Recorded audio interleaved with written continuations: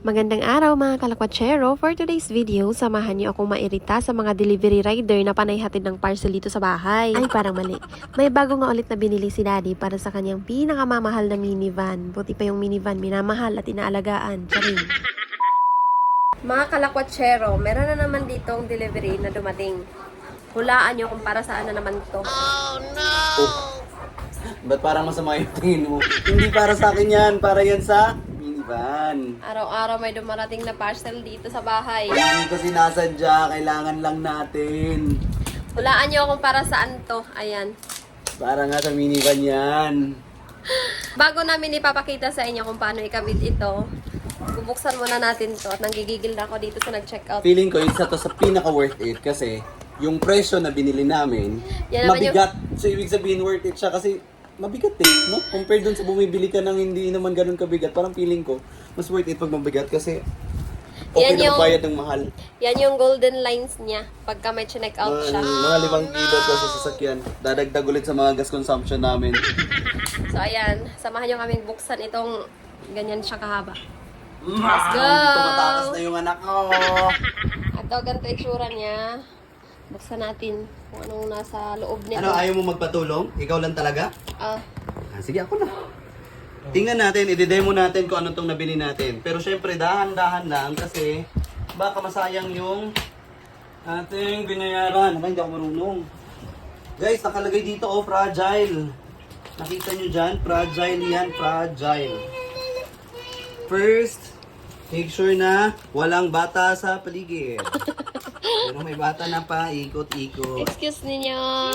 Do not touch it. Do not touch. Kaya Daddy has a cutter in his hand. Yeah, do not touch it, please. See? See? Oh no! Ito na. Ito na. Wow! Palagi niyang sinasabi na deserve niya.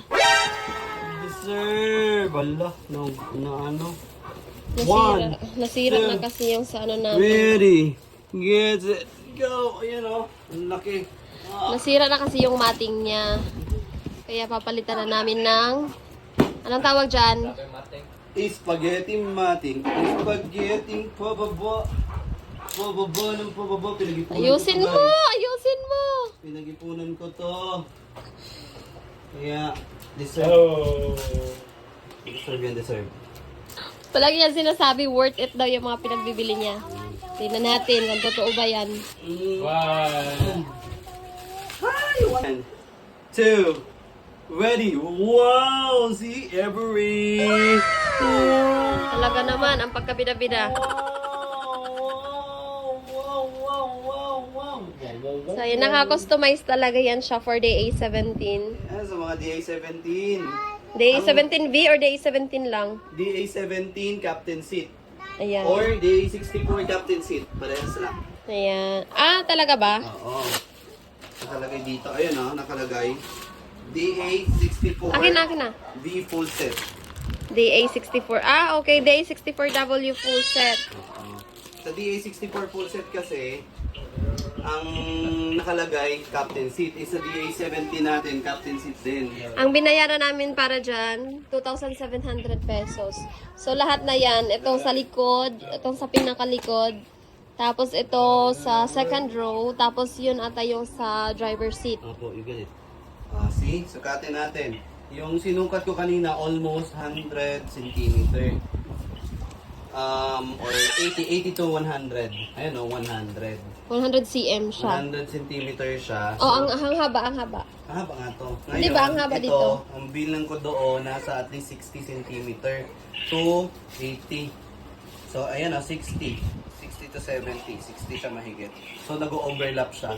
So, kung kasya to sa DA64W na mas maliit, for sure, kasya to doon sa DA17. Ang kinaganda niya, kasi meron na siyang nakalagay na Suzuki Every. Suzuki Every, which is yun yung model ng ating sasakyan. Yes. Suzuki Tada! Every. Tsaka spaghetti mating yung pinili ko kasi pag yung mga shiny, shimmering, splendid things, ang daming natitirang mga Meron kasi kaming mating, yung shiny na plastic, kaso nasira na siya. Yeah. Since ang ginagamit ni Daddy na shoes is TikTok, gantong shoes ang ginagamit niya palagi. So, nasisira yung plastic namin na mating. Ngayon, pinalitan namin. Pero hindi na siya ganun klase na mating. Ito na, spaghetti. Para yung mga dumi, mabavacuum natin or pwede nating itaktak sa labas ganyan. So, tingnan natin kung effective ba. O, ano ng plano natin? Let's go, ikakabit na natin yan. Sige, kabitan natin. Tara, samahan nyo kami. So, ito everyone, ipapakita namin sa inyo ang before na picture sa ating, Diyos ko, ang dumi ng ating sasakyan. Grabe naman to. Pero alam niyo naman na yan kasi sinabi ko naman sa inyo na madadumi talaga kami mga tao. Charing. So, ito, itsura dito. Ito ang nasira. Ito. Kasi manipis lang siya. Ayan. So, ngayon, nilagyan nila ng ganto. Ewan ko kung sino naglagay, si Daddy ata. Ng itong foil na to. Tapos may dikit. Ngayon, nilagyan ni Daddy nito. Sinira niya pa yung itong rag namin. So, lalabhan natin yan. Tapos, ito yung papalitan natin. Itong manipis na to. So, nag-order din pala siya ng insulator kasi sira-sira na yung insulator natin. Dahil nga doon sa shoes niya. So, ayan yung itsura dito. Ito. Yan, ang papalitan natin. Tapos, dito naman, isasali na natin to sa... Ito, maganda pa naman yung insulator dito. Pero, kailangan siyang palitan. Ito, tinanggal ko pa siya. Pero, yan. Medyo mainit kasi dito na banda na side. So, papalitan natin yung insulator. Tapos, i-double na lang siguro natin dito yung binili ni Daddy. Ganyan ang itsura dito. Madumi siya. Kasi, alam nyo naman na yan na may mga dalawa kaming mga Junaki. So, may mga laruan dito. Tapos, nahirapan kaming mag-maintain ng kalinisan. Kasi, wala, maya ibubuhos na naman nila yung mga laruan nila, ganyan. Kaya, walang linis-linis. Naglilinis lang ako dito sa floor, kaya ganyan pa siya Tapos dito naman sa likod, ganito itsura niya. Medyo maganda pa naman yung sa second row at saka dito sa pinakalikod. Ninyo, excuse mami ninyo. Ganda pa naman dito, hindi pa kailangan palitan. Yung doon lang talaga sa driver seat. Ito wala ata tong insulator, bakal na agad. So, sapaw na lang siguro to, idudoble. Ayan. So, gray at saka cream lang ata yung available na kulay na meron nakaganito na Every. So, yan, ang itsura ng ating minivan. Sobrang gulo. Hindi pa kami naglinis kasi nakauwi kami kagabi, alauna na ata ng madaling araw. Galing kaming Eastwood. So, yan itsura. Kaya nagmamadali na si Daddy palitan kasi dahil dyan, dumidikit sa shoes niya. Dikit-dikit kasi to, ayan Ewan ko babat nila nilagyan ng, sinira ko na talaga siya. Tapos dito pala sa likod, ay dito sa kabila. Dito sa kabila, pero ano ba to? Ano ba tong parking na to? Dito sa kabila, may tinakpan yung The Surplus Manila. Dito banda, saan na yun? Basta dito yung banda. Yan, tinakpan nila. Sa baki-baki daw yan para hindi pumapasok yung amoy na galing sa labas. Meron daw kasing butas dito. Ewan ko kung saan. Ito, butas to. Yan tinakpan nila. Para hindi pumapasok yung amoy dito sa loob. So, ito ang itsura. Ang cord ng wifi hindi pa napasok. Antok na kasi kami kagabi. Kaya hindi na kami naglinis ng sasakyan pagkadating namin. Alam nyo naman, kaming mga Canales family. Kaya matagal kaming gumalaw kasi matagal din kaming natutulog sa gabi. Matagal din kaming gumigising sa umaga. Yan, itsura dito. Hindi nawawala ang mga stuffed toy kasi Pang comfy yan sa mga junakis.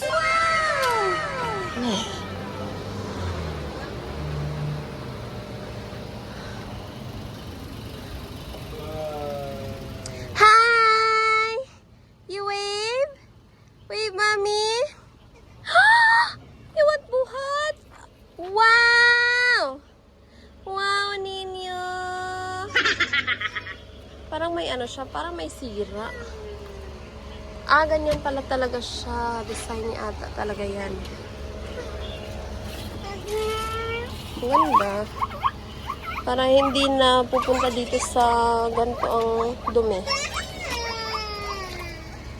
Tapos, may binigay ang Your Perfume. Ito, tignan niyo. Ang bango-bango nito. Bango-bango ng bamboo. Ito. Ang bango-bango ng fresh bamboo na yan. Parang kung nasa ano, nasa bundok na bundok. Basta mabango siya. Ah, yung mga chismis natin. Makikita nyo na yung mga chismis din sa bubong. Meron din kaming ganitong binili para ito. Ayan, isang walis mo lang ng ganyan. Tapos, ayan, ganyan. Ayan na yung mga bato-bato. Bilis lang siyang walisin.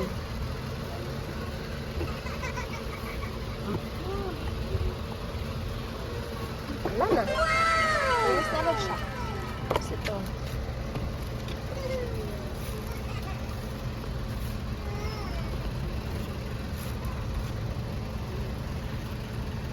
Ayan.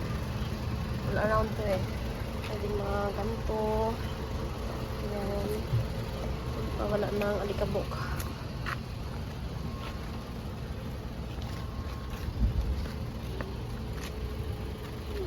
Higda, pahigdasan. Saan eh? Saan eh? Saan eh?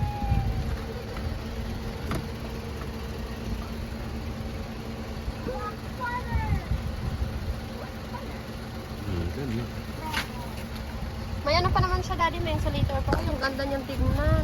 Yati, nandiyan ka ba? Sorry. Ang ganda niyang tignan. Ayan. Linis niyang tignan.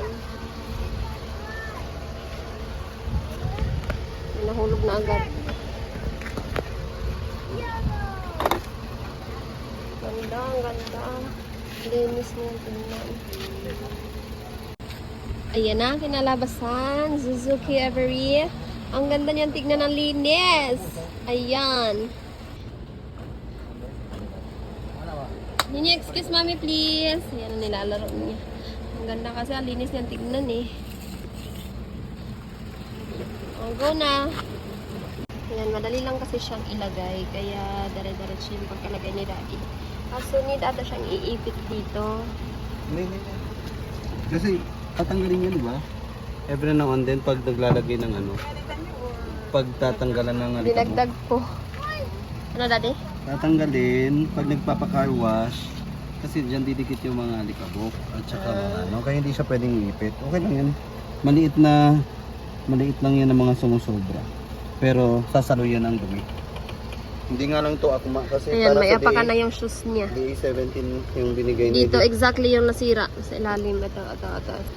Hindi niya tinanggal yung luma. Kasi, pag ika-car wash daw, ito lang daw yung tatanggalin. Tapos, ito lang daw yung sisipsipan ng dumi. Tama? Yeah. Yan na yung ano nila. So, ganyan. Malinis na siya ulit. Tignan. May lalagyan na ng yung shoes niya. May apakan na siya. So yun lang. Yung parang nasabi kong worth it yung binili ko. Worth it ba? Worth it ba? Masakit din sa kalooban, apakan mo yung pera. Pero wala tayong magagawa. Mahal mo na. Batadan. Dami mong alam. Ito lang kasi yung hinahabol niya dito sa spaghetti na to. Bye mga kalakwatsero. Nakakapagod kasi sobrang init dito sa labas. Ito na ang kinalabasan ng ating parcel for today's video. Ayan na.